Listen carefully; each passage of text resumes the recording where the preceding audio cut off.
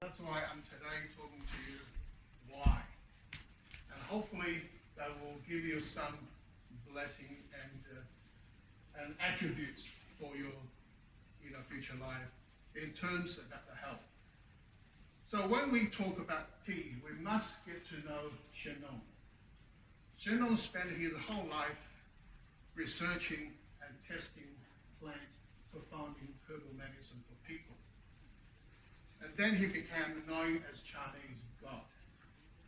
So in 5,000 years, probably you have a 10,000 photo about him. And the only thing different, but only thing the same is you can see the photo, probably.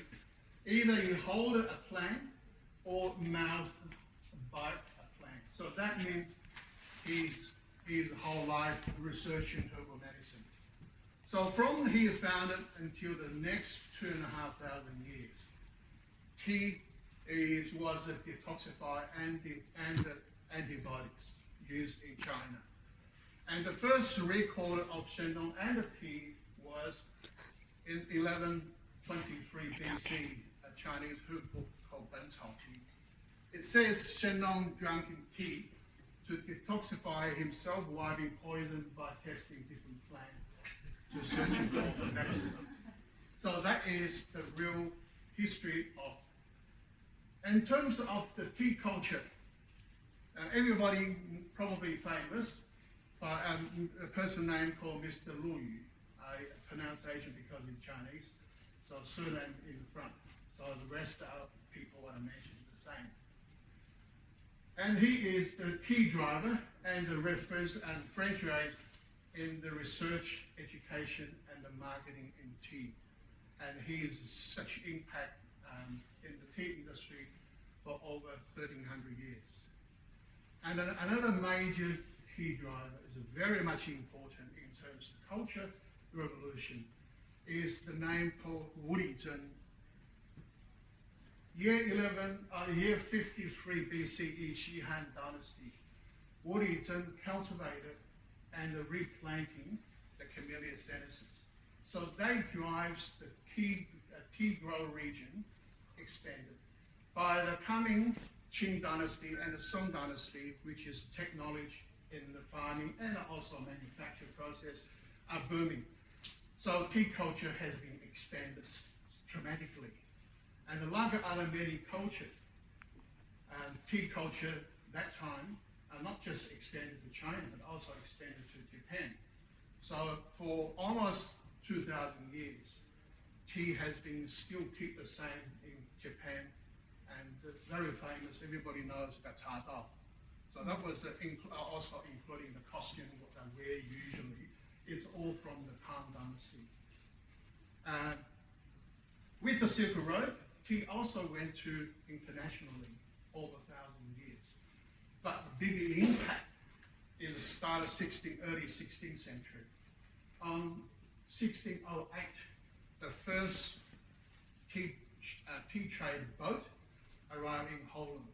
So that is a really start of tea culture into Western continent. And the whole Dutch actually keep it the same as the healthy drink for people. And that time in the Western continent, and everybody probably can give it a great name called Oriental Tonic or Oriental Magic. So basically for people who has problem health or even particular with digestion of stomach or nausea and people drinking tea. That's why the Western still has great impact today. People, many countries like Holland, they call tea is called herbal. So with the marketing of the Dutch when it started, and tea eventually went to many countries like Portugal and Spain and France and Russia and England. And only English actually took so quickly because coffee was a fashion in the British at the time. So tea is a similar nature. That's why British become booming so quickly. And because tea was a very expensive item, and that's why the British wanted to control the global tea industry as they can see the opportunity. So they were having a war battle between England and Dutch in the latest 70s and in the China Sea. So of course, British won, and they got a free trade for international. And the other thing, in nature of England also, because tea is the up-class drinking for health element, the Duchess of Bedford, she actually has a great hobby to drinking tea every afternoon, 4 o'clock, to keep her rest of the day going. And then because of her position, and also by the time the fashion, so this concept of afternoon tea and the mentioned morning tea become a recognition in England. And by the coming 18th century, the Industrial Revolution, so it will be easy, quickly adopted into every factory, every office. So tea become globalized. So I have to say that England has done the second great tea culture revolution because of that really pushing the tea globalized. Today, tea has 6 major categories, and with more than 22,500 different varieties of tea plants grown in 63 countries. And with 25,000 cups per second globally consumption rate, so they become second beverage just after water. And scientists are finding almost 400 nutrients when the body needs, and in particular like a polyphenol, and it's antioxidant, and keep you young and excited, but also anti-cancer as well. This is known by Western Science Society too. And also dehydrate medicine. So that was actually the great for recovery for liver. For people drinking or drunk hangover, this element is fantastic for recovery. Most famous, the hangover health tonic or product, it's all used this element. Unfortunately, with technology change and the lifestyle becoming quicker and faster, people want the easy stuff and plus other many purpose. So tea consumption in the past decade has been dramatically reduced, including England. And of course, last year, 2020, pandemic, everybody stay at home, drank a lot of tea, but actually the coffee and also alcohol also been dropped too. So gradually still tea consumption being dropped because to deliver the purpose of the drinking way, often people has some sort of mistake because people think it's just relax, just sort of different things. Why I have to drink the tea, the butter, or the coffee making sit down, and coffee is easy. That's it, and move away. But people don't realize they spend a lot of time and money with the currently society, with the speed up process of life. So with the pollution, works and the study stress, and the people do spend a lot of money looking for health solutions. But a lot of them, it's just not yet really delivered. But they are actually, because from the board of the International Tea Committee, and as I said, keep telling people, tea is near everybody surrounding you. If you regularly drink, that bring you different kind of health. And the other hand, with technology, and also pushing the byproducts in the dramatic development. So that into food, into beauty and cosmetics, even health supplement and medicines. It's already started happening. So in the short future, I reckon less than 5 years, tea are not just the tea leaf for drink. It's become products. So hopefully, with all of our contribution, the third tea culture revolution is already started, and I hope we all can be involved and get into it. That is the history and the culture being changed. And now I'm talking about the real tea. The original tea, which is 5,000 years ago, they found it in Wuling Range, in today's Hubei and Hunan province, near the Yangtze River, upwards. So of course the traditional tea is the green tea, The reason to do green tea has the most antioxidant. The tea leaf has almost about 25% of the nutrition, antioxidant for body needs. But the green tea, because they need to keep it fresh, so they need to have a process to stop the enzyme active. So keep it fresh and while we keep it the nutrition. So they need a process called curing. The traditional curing is they use a steam. They put it in the tray, leave it in the tray, steam up to 100 degrees and drop down, then roll it and dry, makes the dry tea. And so, for instance, Japan, probably 99% of the Japanese tea is all used the steam curing way. And as I mentioned to before, when Buddhism had contributed to cultivate, so tea started travel from Yangtze River up to west and north, higher, western higher, which is the Sichuan province and also Yunnan province. So they use the climate different. They use the sun dry. So that's the same thing for curing.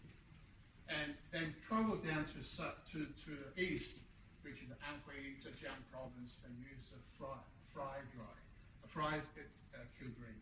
The reason to fry dry is 120 degrees up to 180, even 200 degrees. They don't use a fry pan, they use a hand.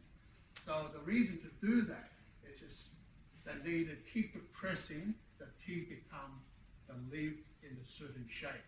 For instance, Longjing tea, you know, it's a flat and long stick, so they need to keep the flattening. And the other, it's also famous we call pearl tea, and in Western called gunpowder.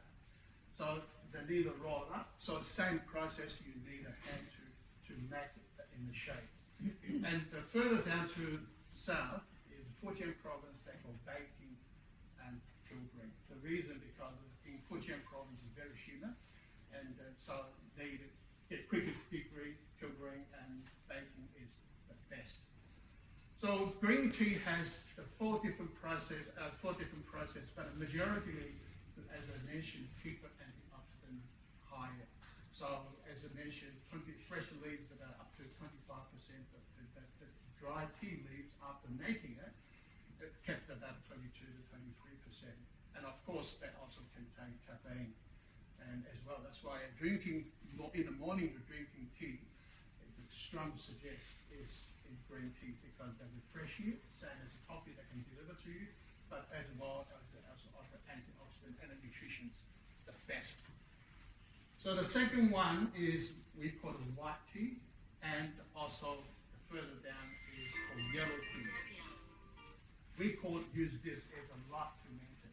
The only between that 10 to 20%, and yellow tea probably a bit higher. The only difference is with the yellow tea, when you're fermenting it, the cover is fermenting it. It's similar when you're cooking vegetables.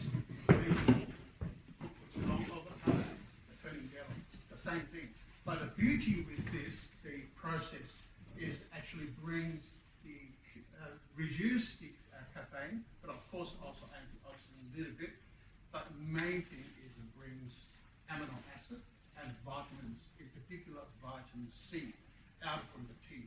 So for people, we always say when we've got a flu, cold, we're drinking lemon and honey, but I do really strong suggest if you've got the chance to get by a white tea, particularly yellow tea, to add a bit of yellow tea as well, that it's actually soothing down much quicker. And also the white tea also great for eyesight, in particular with the people got cultivate disease. Cultivate, yeah. And so, I mean, not just cure, but if you keep drinking it, that it can be preventing. So the middle further down to is we call purple tea. The reason we call purple tea is they're semi-fermented. So when you ferment it on the green leaf, they usually turn rusty red on the spot, the middle of the leaf, or the edge. So when blending together, you can see this is the purple color. But they have a very famous name, everybody knows, oolong. So oolong tea has the nature of green tea, but also the process of black tea. So it's become the most popular tea. Usually in China, they use gongfu tea, is used oolong tea. Oolong tea has the 4 different types. The One is from the northern region of Fujian. It's called Anxi Grain. It's from really far northern. And then further down to south is the very famous Rocky Mountain or Wui Mountain, and very famous oolong tea called Dao.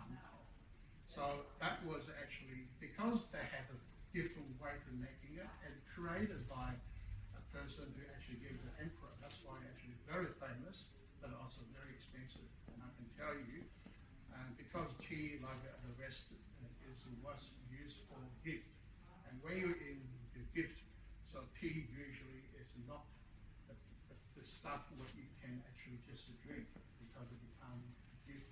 So for instance, if I give you $10,000 worth of money, and then it's a robbery, but if you give me $10,000 worth of tea, it's a gift. So in 2013, one bag of 20 grams sold for $250,000 RMB, about almost $60,000 for 20 grams of tea. So that is what the Bahong call precious about it. And the flavor has very charcoalish. They need, why expensive? Because the tea grow area, it's a rocky mountain. As you know, when in a rocky area, it's always different to grow, but also a lot of minerals come from the rock, so it brings much more nutrition. On top of that, to making this tea, you need 12 different processes. Each process needs a fermentation and a baking. If you go one process wrong, the tea is finished. So that is why it's so expensive. The further down to the south is in Guangdong province. A lot of people say Guangdong don't produce the tea, but actually wrong. In the northern border of the Guangdong province, they grow very much called the perfume oolong tea called yapian, Tonghua yapian. It's a fantastic. One day, if you've got a chance to buy it, to test it, and I'll tell you, it's just not heaven, because I do have it. It has a very much strong fragrance, particularly in smell. And then the other one is my favorite. It's grown in Taiwan. It's called Dongbing oolong in the very high altitude mountains. So that is about oolong tea. The further down to is black tea. And the black tea in China we call it red tea because the color is red. But this tea actually is about almost 80 to 100% fermenting it. And so usually black tea that do relaxing. And particularly in winter, if you're drinking a cup of black tea, actually you really feel quickly feel warm and relaxed. That is what all about the attributes. And the further down is we call it black tea, but in English we call black tea.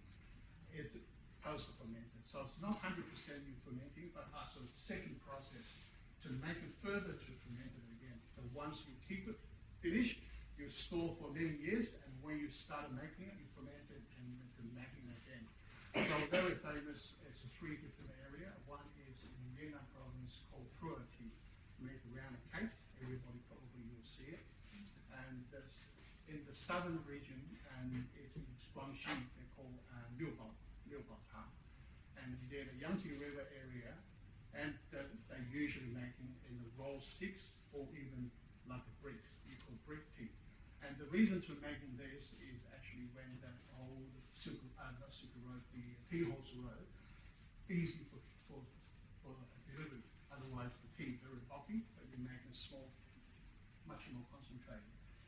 The black tea, or we call dark tea, is always different. Is because that double poster fermented. So that usually tea has the butt, the little branches, small branches.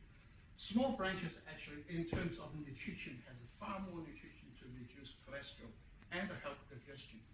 And because looking bad and also taste tangy awful, that's what the other tea usually don't put it into it, but the black tea they put it into it. So that's why the black tea has the best attribute is to reduce cholesterol and help with digestion. And today, because of the pandemic, I lost a lot of weight, and even 2 years ago, I was actually 120 kilo, but very big, but my cholesterol level was still very good. The only reason I could imagine is because I drink a lot of tea, but of course not just black tea. I'm drinking, I call it a smarter way of drinking tea, which means at this stage, no one can claim you can drink it all day, but except the tea. If you're drinking it logically, you can drink it actually all day and never worry your body. And alcohol you can't. If you're drinking all day, you will become drunk. And coffee, and you start shaking. But tea is the only one can do drinking all day. And I'm representing Australia into the United Nations to try to promote it. More people understand the real value of tea. And so I actually represent Australia to join the United Nations Tea Conference in 2018. We actually proposed to make more people aware about the tea, so we proposed the International Tea Day, which is accepted by the United Nations 2019. 2020 was the first year, but this year is the second year, and we already done the free tea testing for encouraging more people to drink. But I feel a long way to go because most people don't feel tea is good for health, and why bother to drink tea? And even we try, but hopefully with today's session, and I want you to be realised and to drinking more tea and tell more people, and because tea, and not just for you, but also we support the poor, because in most tea grow country, they're very poor, and like our farmers making milk powder, and they don't make much money. So somehow we've got to think about other rest of people to support other people. Any questions? Yes. Good. I think. Tea bags. The same. Yeah, tea bags. Tea bags. Today what I meant, I thought, okay, it's just for the fact. I'm not against with any other product, not against with any brands. And talk about tea bags. I actually prefer most of the 3 tea leaves. Western society is very fussy about the chemical, because when you grow, they're concentrating on chemical, has a certain degree, and whatever test. The trouble is, the farmers produce very great products at a low cost. When you're into the factory, when you're making processed tea bag in particular, that need to each flavors or each product they're creating, that need the customer to realize taste and the flavors and the smell. So with those sort of attributes, how could you keep it stable? And only one thing can keep stable is the food added to it. Of course, it's illegal, but imagine if you're drinking 2 cups, 3 cups or more, like I have a South African friend who drank almost 15, 20 cups a day.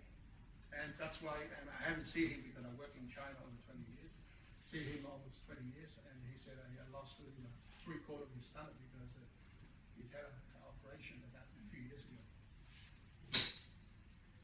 Can I ask about caffeine? The caffeine actually are different than the polyphenol antioxidant. So green tea has the most caffeine, but the difference is when you're making tea, if you're making the hot water into the tea quickly to pour it out, usually about 15, 20 seconds, usually these sort of tea, the caffeine probably gets rid of it almost 60%. But antioxidant only lose about less than 20%. So which means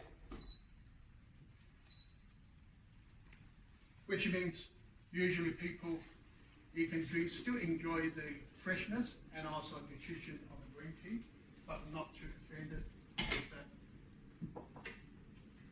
with the green tea. So, do you know how to make a cup of tea? I'm already started making it, but I explain to you while I'm doing this. What is important to making a good cup of tea? Could you tell me? Pot has to be hot. Sorry? The teapot has to be hot. Teapot, yeah. And a cup. And a cup? And a cup. And what? Water? Yeah, and I pour hot water into Put my great cup. little water? Yeah, that makes it good. Yeah. It's all right, but that's not making the final good tea. To making a great cup of tea, the most important, it's not the cups or the pot or the water. It's It's The temp. the temperature. So the reason I'm not trying to make it the Chinese way with the beautician and it looks fantastic, but this is a culture. Culture needs to be respected. I'm Australian, I'm Aussie. And I learned the culture and I wanted to promote it is use it this way. This is the Australian way, which is you get the right temperature, you makes a good cup of tea. So I tried to making this for you now to show you. This is the same green tea. Okay, this has a 85-degree making it. Then I keep volume. This is 100 degree, and I show you how eventually it tastes like it. Probably a little cup for you, and then you will know temperature makes so much difference. So what teas are we tasting? The green tea what we tasted is a very famous. They use we call the fry big cool green from Yellow Mountain. It has to be above 1200 altitude. It's called Huangshan Maofeng. It's a sticks.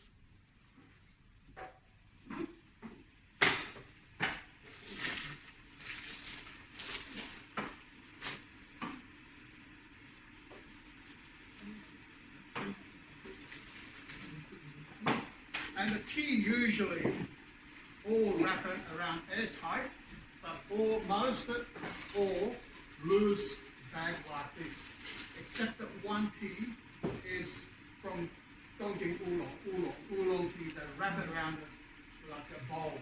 So that's why you can really airtight, make squash. So you don't actually squash tea. Otherwise you use this sort of tea, if you squash, you'll actually ruin the tea. The reason what I'm saying about water temperature is so important.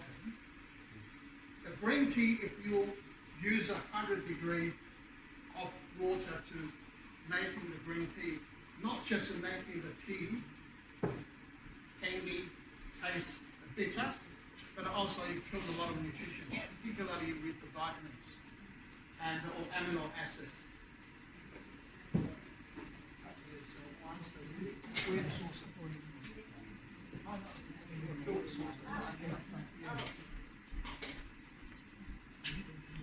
Just to clarify, sorry, the temperature ideally for, let's say, most teas that we... Temperature is the most important for each different tea.